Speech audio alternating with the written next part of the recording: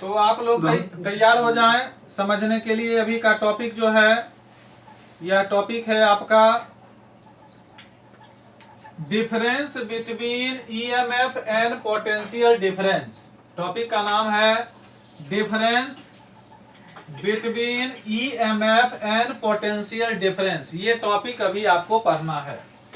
Sir video quality बहुत खराब है सर। इससे पहले टॉपिक जो पढ़ाए हैं सेल पोटेंशियल और ईएमएफ ऑफ द सेल, तो इसमें दो भाग में बांट लेंगे 3 पॉइंट में। जैसे ईएमएफ के बारे में अगर हम बताना चाहते हैं तो ईएमएफ आप 2 लाइन खींच लेंगे और हम थोड़ा डिटेल में बताएंगे ताकि आपको याद कराने में सुविधा हो।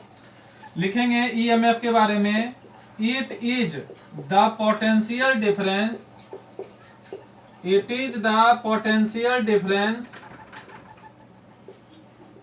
between, it is the potential difference between, it is the potential difference between two electrodes, two electrodes when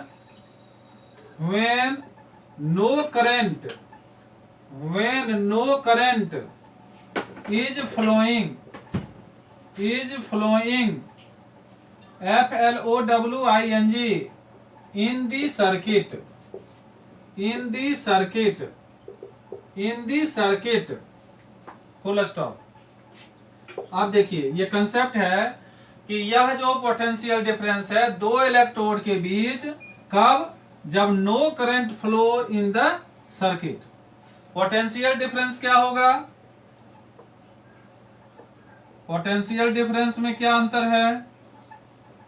इसमें जब करंट फ्लो होगा तब होगा। हाँ, तो लेकिन लैंग्वेज लिखने आना चाहिए। Language It is the difference between, difference, it is the potential difference between, it is the difference of the, sir potential, it is the, हाँ वही होगा, potential, पोटेंशियल डिफरेंस। हाँ आगे जाके लिख रहे हैं, it is the difference of the electrode potential, electrode potentials it is flowing, of the two electrodes, two electrodes। Language भी थोड़ा सा समझ में आना चाहिए आपको। It is the difference of the electrode, it is the difference of the electrode potentials, electrode potential of the two electrodes when the cell, when the cell, very easy है, when the cell is under operation, full stop, under operation। ये हो गया पहला point. तो कल आप जरूर सुना देंगे, धीरे धीरे क्लास के शुरू में ही आप हमको सुनाने का प्रैक्टिस अब धीरे धीरे डेवलप करें। एक व्यक्ति पढ़ेंगे और दूसरा सुना देंगे। तो जिनको याद करने का हैबिट अभी से ही डेवलप करना है वो पहले से बोल कर रखेंगे कि हम सुनाने का प्रयास करेंगे। जिनको पढ़ने का हैबिट रखना है वो अभी से ही पढ़ने का हैबिट बोल देंगे। और जिनको सुनने का आदत है वो पहले ही कह देंगे हम कल भी सुनेंगे, आज भी सुने थे, कल भी सुनेंगे। तो अपना अपना जिम्मेदारी धीरे धीरे तय करें। तो पहला हो गया ईएमएफ। तो कौन सुनाएंगे कल और कौन पढ़ेंगे कल? पढ़ने में कौन रहेंगे और सुनाने में कौन रहेंगे? हम सुनाएंगे। सुनाने में ही है सर। सब सुनाने में ही है। सब सुनाने में ही। तो देख लीजिएगा, ऐसा नहीं कि बाद में अभी तो हम देखेंगे, ऑडियो भी सुनेंगे, वीडियो भी, धीरे धीरे लाइव हम आपसे सुनेंगे। तो प्रैक्टिस करना है। पहला पॉइंट इसका हो गया और ये भी पहला पॉइंट हो गया, दोनों का पहला पॉइंट कि it is the potential difference. अभी से धीरे धीरे प्रैक्टिस करना है। When two electrodes, when no current is flowing in the circuit, it is the difference of the electrode potential. यह डिफरेंस होगा इलेक्ट्रोड पोटेंशियल का of the two electrodes when the cell is under operation. ये हो गया पहला point. जानबूझ के 2 बार 3 बार लिखेंगे आपको ईएमएफ पोटेंशियल डिफरेंस, ताकि ये टर्म भी आपको क्या हो, याद हो जाए। याद हो जाए। ऐसा नहीं कि एक बार लिख दिए ईएमएफ फिर एक बार लिखेंगे ईएमएफ, ताकि ईएमएफ आपके ब्रेन में सेट हो जाए। It is the maximum, it is the maximum voltage, it is the maximum voltage that the cell can deliver, it is the maximum voltage that the cell can deliver. और दूसरा कौन सा topic है बताइए, अब तो याद हो गया होगा। Potential difference. बस यही हमको चाहिए, ज्यादा तो पोटेंशियल डिफरेंस। तो पोटेंशियल डिफरेंस में क्या लिखेंगे, इसमें है maximum voltage that cell can deliver, इसमें मिनिमम वोल्टेज हो जाएगा। It is always less than, it is always less than the maximum value, the maximum value, the maximum value of voltage, of voltage which the cell can deliver। तो ये concept आ गया आपको। Potential difference थोड़ा सा कम होगा, समझ गया है, less than the maximum value of voltage which the cell can deliver. तो ये कंसेप्ट वेरी इजी है इंग्लिश मीडियम स्टूडेंट के लिए, तो समझने में खाली लिखते जाएंगे, लैंग्वेज आपको ऑटोमेटिक समझ में आता जाएगा। चलिए तीसरा है, हम अभी किसके किसके बीच डिफरेंस पता कर रहे हैं। पहला पोटेंशियल डिफरेंस के बीच, पहला ईएमएफ के बीच, और दूसरा पोटेंशियल डिफरेंस के बीच, पोटेंशियल डिफरेंस। के तो बीच। ये दोनों आपको अभी याद हो गया, तो ये याद होना चाहिए था, ये याद होना चाहिए था। अब तीसरा पॉइंट, नंबरिंग करना है तो नंबरिंग करें, नहीं करना है तो नहीं भी कर सकते हैं। ये तीसरा पॉइंट हो जाएगा पॉइंट ऑफ व्यू से, और इसमें भी तीसरा हो जाएगा। करना है तो अच्छी बात है, कर लेंगे तो ठीक रहेगा।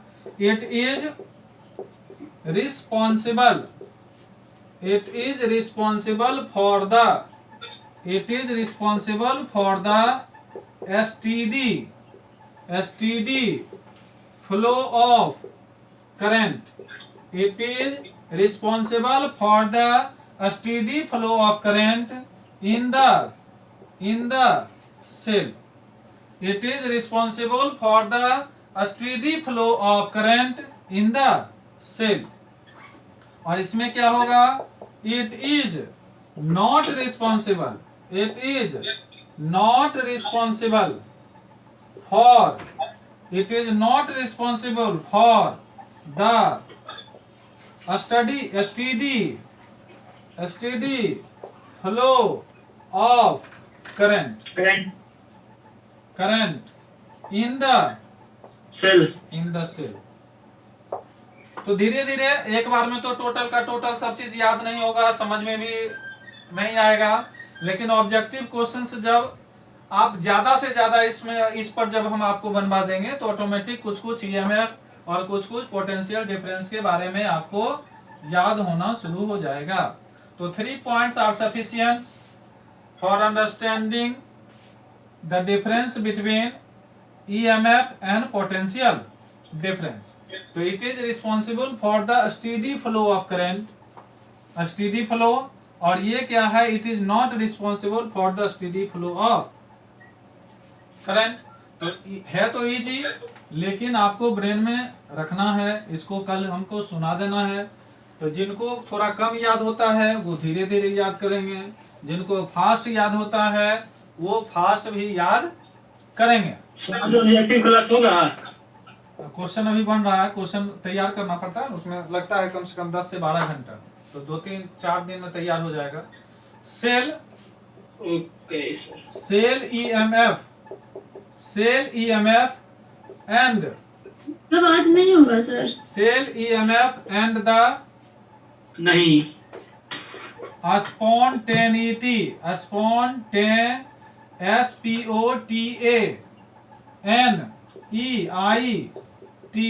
स्पॉन्टेनिटी लिखे हैं कभी?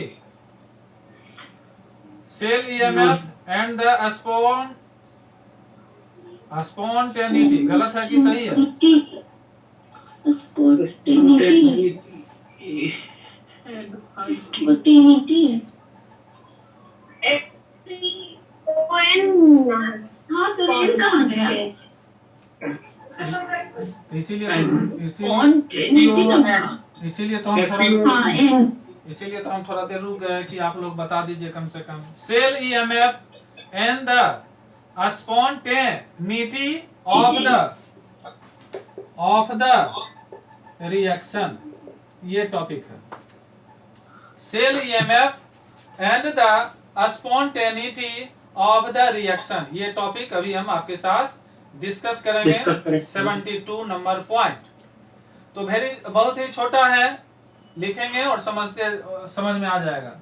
हम लोग जानते हैं, वी नो, हम लोग क्या जानते हैं कि डेल जी बराबर minus n capital F capital E और नीचे में लिखेंगे cell, minus n F E cell हो गया, ई सेल हो गया।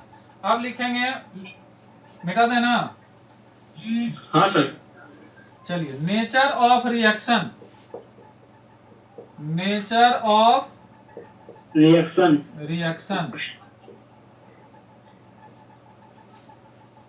ये हो गया। नेचर ऑफ रिएक्शन में क्या आता है, एक अभी स्पॉन्टेनियस होता है, SPONTANEOUS।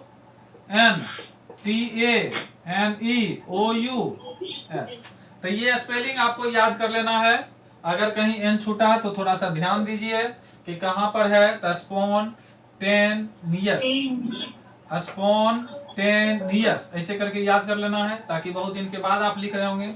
डेल जी या और स्टैंडर्ड डेल जी, यहाँ पर अगर दे देंगे 0 ऊपर में तो स्टैंडर्ड डेल जी हो जाएगा। समझ गए कि नहीं? क्वालिटी बहुत खराब हो गया सर। तो इसका माइनस आप लोगों को दिख रहा है? क्वालिटी खराब ही है। ठीक है, देख लेते हैं। ई सेल हो गया और ई नॉट सेल है ना। यहाँ पर माइनस लिखेंगे और यहाँ पर लिखेंगे प्लस। यहाँ पर क्या लिखेंगे? माइनस, और एक में क्या लिखेंगे? प्लस। इक्विलिब्रियम में लिखेंगे, क्या लिखेंगे? माइनस और प्लस लिखेंगे। इसमें क्या लिखेंगे? 0। नॉन स्पॉन्टेनियस, ये आपको फायदा करेगा, मेटलर्जी चैप्टर पढ़ाएंगे उसमें भी, ठीक है? याद रखेंगे स्पॉन्टेनियस, इक्विलिब्रियम और नॉन स्पॉन्टेनियस। जब हम नॉन स्पॉन्टेनियस, तो याद हो गया आपको स्पेलिंग। स्पॉन्टेनियस, इक्विलिब्रियम तो आपको आसान है। नॉन स्पॉन्टेनियस में ये होगा प्लस और ये होगा माइनस। तो ये था टॉपिक आपका, cell EMF and the spontaneity of the reaction. Spontaneity of the reaction, समझ गए? Yes sir. लिख लिया आप लोग? हाँ हो रहा, जस्ट वेट करेंगे तुरंत। तो ये था आपका cell EMF and the spontaneity of the reaction, जिसमें spontaneous, equilibrium, non spontaneous. Del G या स्टैंडर्ड डेल जी का मान -0 स्पॉन्टेनियस में और इनोट सेल में प्लस और इक्विलिब्रियम में दोनों में माइनस, दोनों में 0 और स्पॉन्टेनियस में डेल्टा जी में प्लस और इनोट सेल में माइनस। हाँ, तो ये हो गया। अब आएगा 72 वाला टॉपिक। आप हमको याद करके सुनाएंगे कि 72 में क्या था। अभी हम क्या पढ़ा दिए? Cell EMF and spontaneity of the reaction. Spontaneity of the reaction. ये हो गया। अब हम शुरू करने वाले हैं 73। ये पिछले क्लास का था, ये अभी आज हम शुरू किए, ये भी अभी पढ़ाए। 73 हम जस्ट थोड़ी देर में शुरू करेंगे। NER बताइए। NST एपोस्ट्रोफी एस, तो ना ये लिखने आना चाहिए। नस्ट, इसको नस्ट और इक्वेशन कहेंगे। Nernst equation NERNST apostrophe s. तो जल्दीबाजी में नहीं, बच्चे की तरह एकदम सीखना है कि नस्ट इक्वेशन एक नाम है। अब इसकी हम डिस्कस करेंगे जस्ट थोड़ी ही देर में। नस्ट इक्वेशन को नष्ट करना है। हाँ, नस्ट।